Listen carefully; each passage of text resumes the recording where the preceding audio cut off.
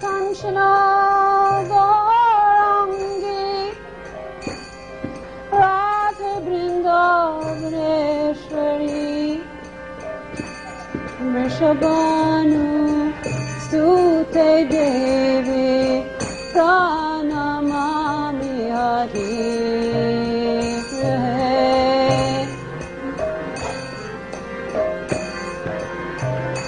Jaya Shri Krishna Chaitanya Prabhu Nityananda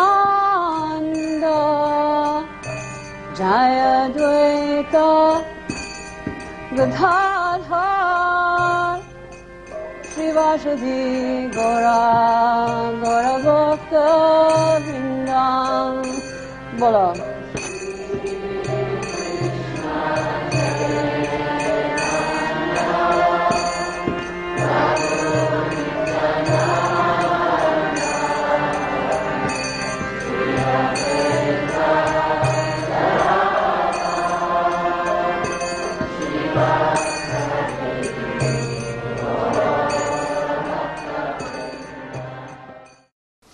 Srila Prabhupada encouraged me in two areas of service.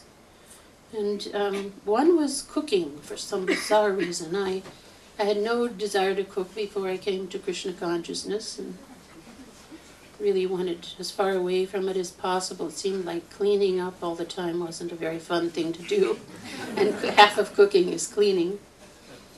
But it turned out that I found out that Krishna consciousness is sometimes called the kitchen religion, right? So one of the most powerful things we can do to spread Krishna consciousness is actually cook for Krishna. And then I found out actually that cooking for Krishna was really different than cooking for any other reason.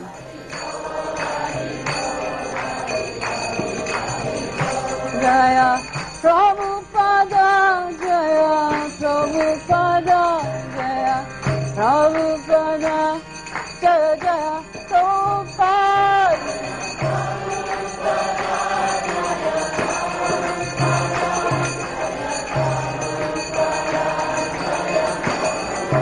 Jaya Srila Prabhupada, Jaya Prabhupada, Jaya Prabhupada, Jaya Prabhupada.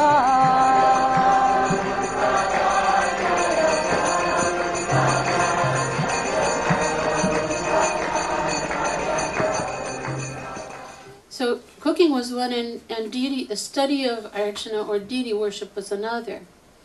So in my short time I met Prabhupada, I was 25 years old in New York in 1966 and went to my sister's wedding. And it was the first wedding in ISKCON. And the first thing Prabhupada engaged me in was cooking. Said, how many members have come from your family to attend the wedding? And I said, well, Swamiji, I'm the only one. Oh, this is most unusual.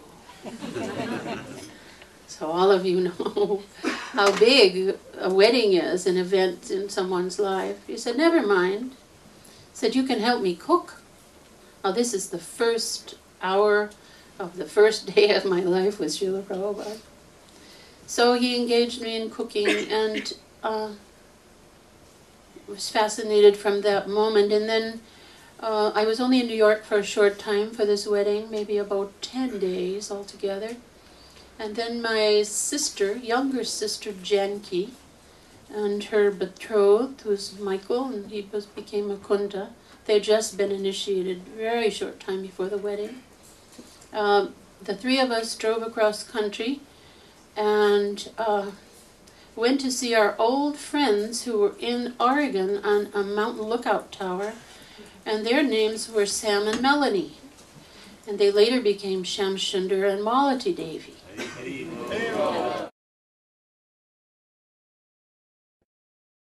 Actually, in those days, we were so inefficient at everything that we did, and so incapable of knowing the significance of what initiation meant.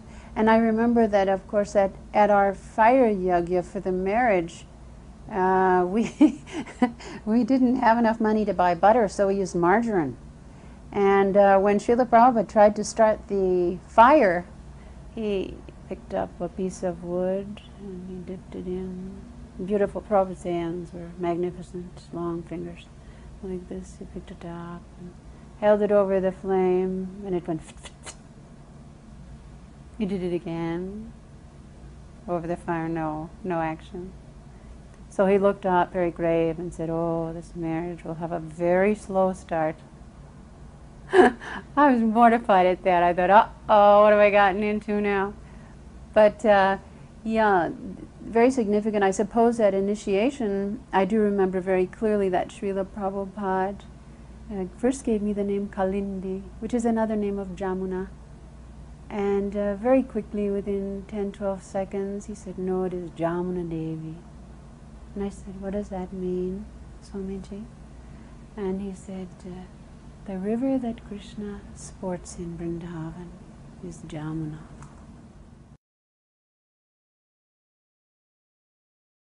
Prabhupada kept Krishna consciousness very simple.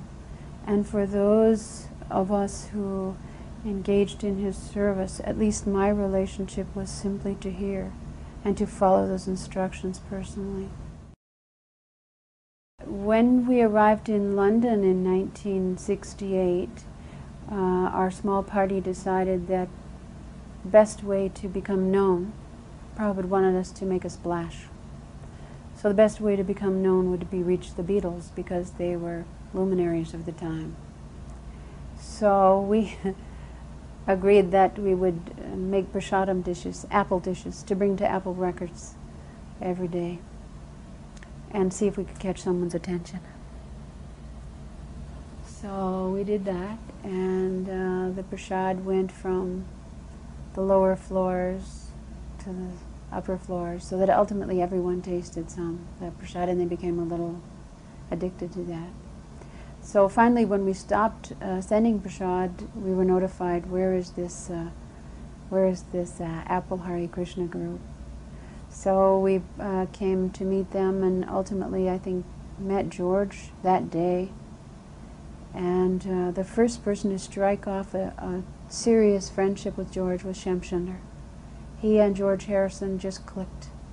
They were like brothers. Shamsunder used to rock back and forth. He was a tall, thin man. He used to rock back and forth. And I remember when he met George, he was rocking back and forth. And George Harrison started rocking back and forth like this. And practically their whole relationship was, I remember, like this, back and forth. Very close friends they became. But ultimately through that, George became aware of our chanting. Now Mukunda Maharaj, now then Mukunda Das, he was a musical genius, an arranger and a composer, and he was the leader of our group. We all played instruments, and he composed the melody for Govindam, and we used to go about London and do Sankirtan at various places, the Arts Lab and a macrobiotic restaurant. So we were pretty tight musically. And when George heard that we were into transcendental chanting and chanting Hare Krishna, he really wanted to hear us. And almost right away we started having really good kirtans with him at his house, and said, "I want to record this." And so the first thing we did was the Hare Krishna mantra on a 45, and I believe it's Sri Krishna on the backside. That became number 1 in Czechoslovakia, was top 10, topped the pops in England.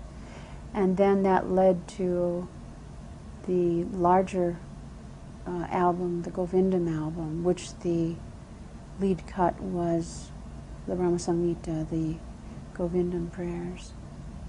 So Srila Prabhupada was, of course, very happy with the involvement that we were having with the Beatles. We ultimately lived at John Lennon's Tittenhurst estate for much of the fall of '69.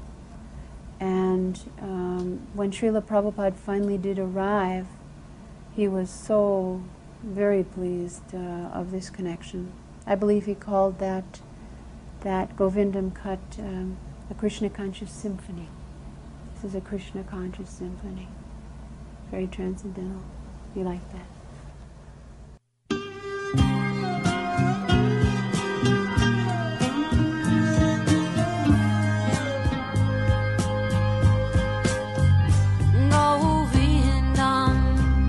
Adipurusham Tamaham Bhajami Govindam Adipurusham Tamaham Bhajami Govindam Adipurusham Tamaham Bhajami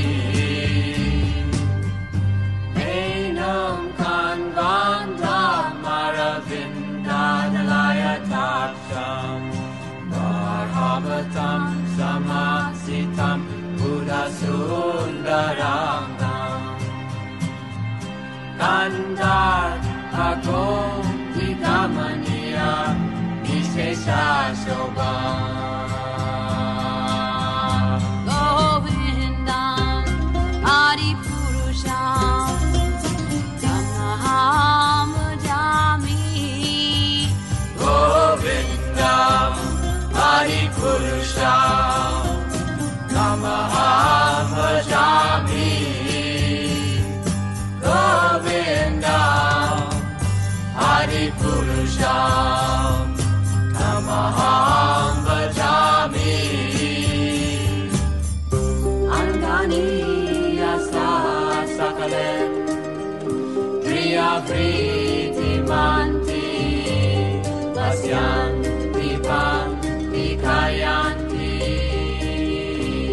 Chiram Naganti Ananda Chinmaya Sadhu Jala Vigrahasya Govindam Adipurusham Tamaham Bhajami Govindam Adipurusham Tamaham Bhajami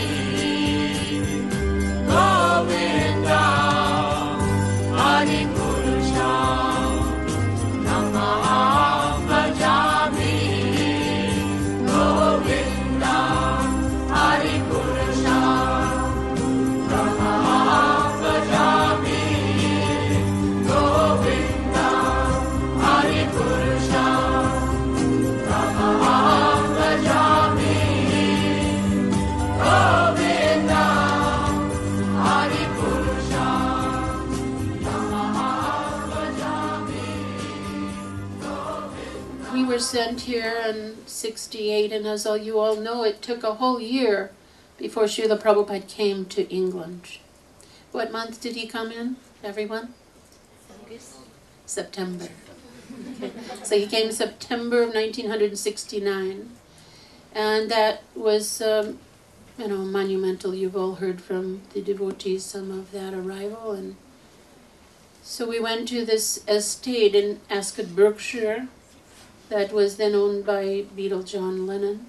It's called Tittenhurst, the place, and by and large, the Shamshunder was every day in Bury Place, and so were Mukunda and Guru Das Ji, and serving almost every day in London. And Malati had her little baby she took care of, but Janki, Malati, and I were in Srila Prabhupada's service as cooks.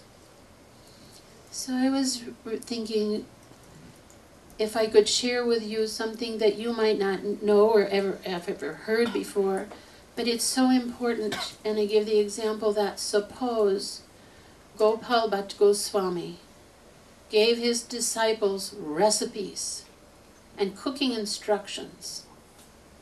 How fortunate would all those disciples be? And he almost did that by giving us the principles of how to worship the deity. And for 500 years, the Sevites at Radharaman Temple have been honoring those instructions, not only in spirit, but in procedure. So we are so fortunate that we can pass on to you direct instructions in terms of cooking for the pleasure of the deity, recipes that Prabhupada gave us. Jamuna is a very extraordinary soul, and this was something that, that was, if we didn't get it, Prabhupada got it right away. And very early on, before even any of us really understood what was happening to our lives, we were just attracted to this magnetic personality who was so extraordinary and so real, and taking our hearts to where they had never been before. Mm-hmm. But I remember in these early days in San Francisco how he was definitely giving instructions to Jamuna. And one time he wrote in a letter that she was experiencing bhava. So we didn't even know what bhava was basically at that point, but she was experiencing it. She probably knew. When I say we, I mean the rest of us who were trying to figure out what we were doing. But Jamuna was very attentive and very submissive and always inquiring. The three primary qualities for a disciple to exhibit at the lotus feet of the spiritual master. And because of those qualities, he was reciprocating by giving her many wonderful lessons, which now she is sharing with us, and throughout the years she has graciously imparted to those who also desired to know. Prabhupada sent the recipe for this dish. You call it, it's spelled differently in the folio. Called it should be bhuni or bunji khichdi. It's a thick khichdi. It's been served for hundreds of years in Jagannath Puri. And what it is essentially a thick khichdi. We're talking about gila, so this is a thick khichdi. And it's spiced, who knows what pushpana is? Any of you know what that is? Prabhupada's recipe? So you have to learn these things. We have to pass these things on. He introduced pushpana in 67. We served pushpana in 67. At my wedding. So that's January 25th, 1967.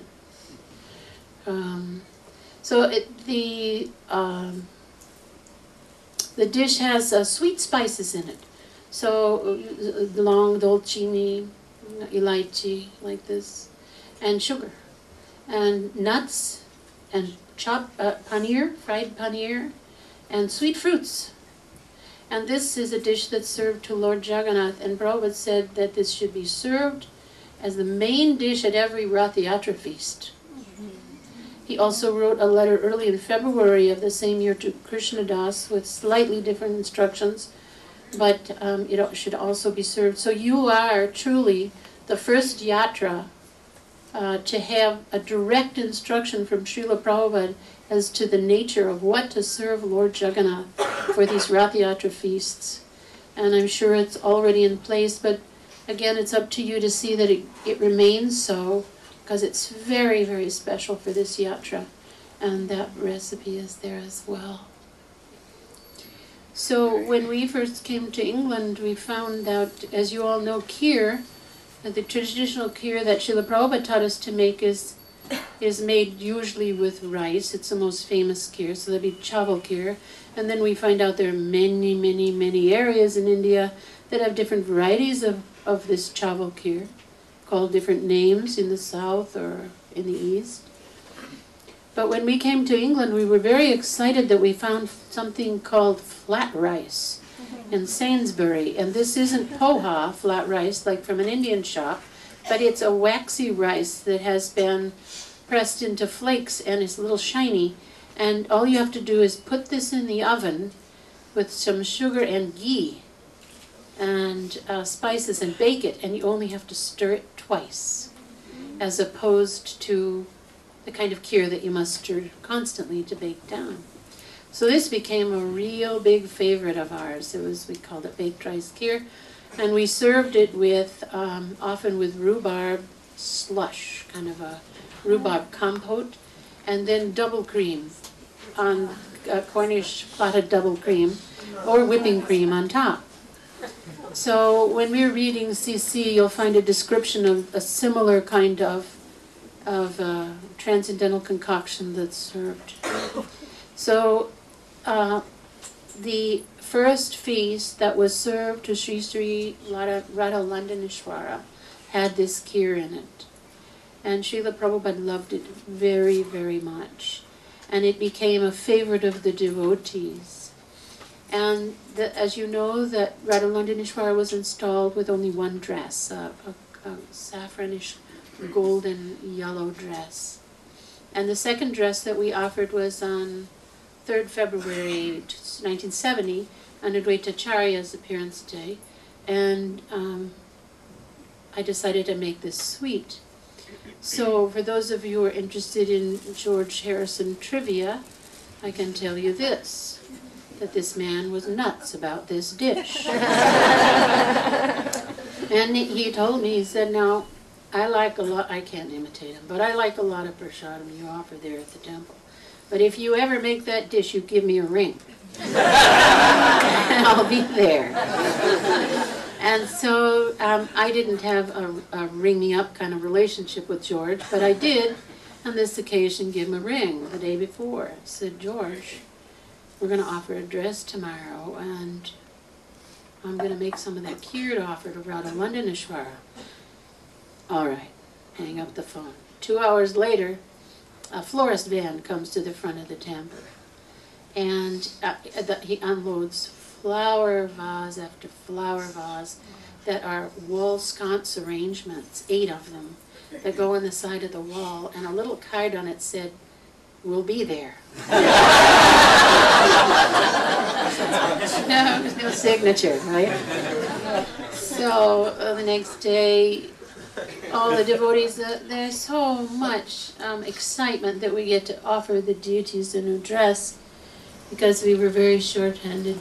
I couldn't begin to say the glories of the devotees that were serving together at that time. The word family has been mentioned, but it's far beyond that. It was a situation where devotional service was so strong, the love for Radha Landaneshwara was so strong that relationships became very tight. We were definitely God brothers and God sisters. We were definitely Prabhus. We were definitely lovers of the deity, and the deity was at the center. Jaya Sisi Radha Landaneshwara, Radha Landaneshwara, Radha Landaneshwara, Radhe Radhe.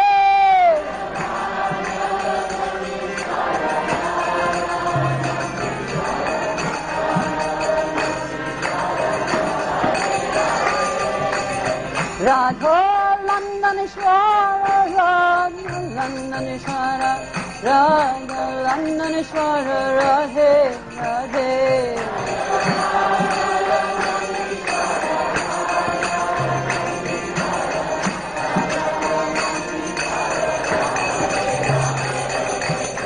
Radhe Radhe Radhe Radhe, Radhe Radhe Radhe Radhe.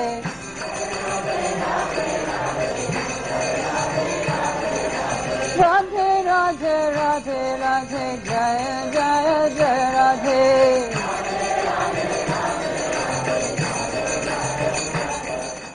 But cooking, service for cooking, I've spoken to many persons who had the honor or the privilege to try to serve Srila Prabhupada in this capacity, and almost every one of them spoke about this aspect.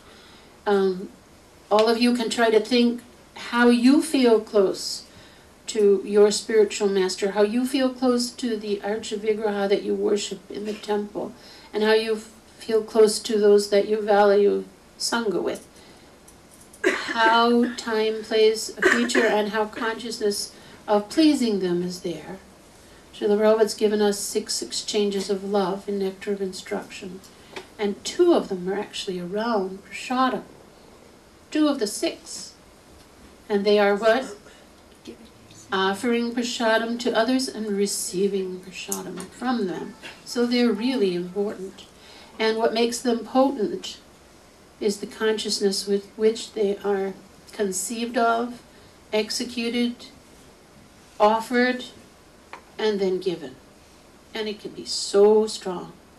We see it changes people's lives. Even if they don't know it, they might just say, oh, this tastes good, or this tastes sweet, or something that they like. But it changes their lives, doesn't it? So we have to thank Srila Prabhupada for this incredible gift. And today there was an interviewer that asked some of the things that made ISKCON glorious, or in the last 40 years, some things that we treasure, and what in the next 40 years we should treasure. And one of them is this incredible exchange of the meditation of trying to please Krishna's senses. If we cook for ourselves, we please to a certain degree. Everyone likes something that tastes good.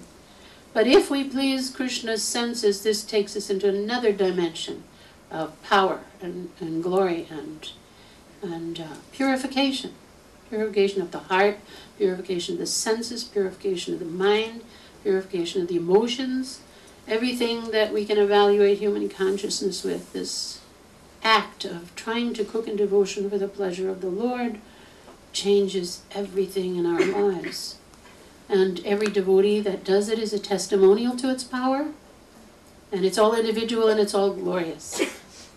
So try to, in our busy lives, or whatever our situation is in life, we want to try to aspire for this purity that Prabhupada gave in this one simple little area, and try to save this whole planet.